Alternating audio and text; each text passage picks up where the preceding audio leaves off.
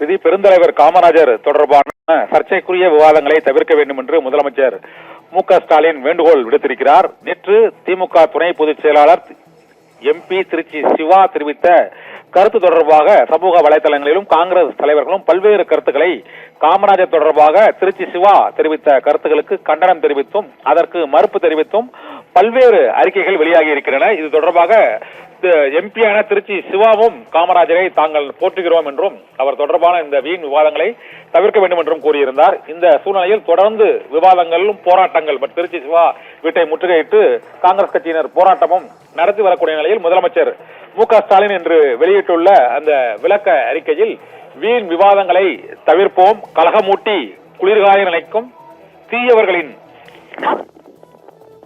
எண்ணத்திற்கு இடம் கொடுக்காதீர் என்றும் அவர் வேண்டுகோள் விடுத்திருக்கிறார். பெருந்தலைவர் காமராஜரை பச்சை தமிழர் என்று போற்றியவர் தந்தை பெரியார் என்றும் குடியாத்தம் இடைத்தேர்தலில் பெருந்தலைவர் காமராஜருக்கு எதிராக வேட்பாளரை நிறுத்த வேண்டாம் என்று முடிவெடுத்தவர் பேரறிஞர் அண்ணா என்றும் பெருந்தலைவர் காமராஜர் மறைந்த போது ஒரு மகன் போல நின்று இறுதி மரியாதை ஏற்பாடுகளை செய்து காமராஜர் நினைவகம் அமைத்து அவரது பிறந்த நாளை கல்வி வளர்ச்சி நாளாக அறிவித்தவர் கருணாநிதி என்றும் முதலமைச்சர் மு.க.ஸ்டாலின் வெளியிட்டுள்ள அந்த அறிக்கையில் தெரிவித்திருக்கிறார்.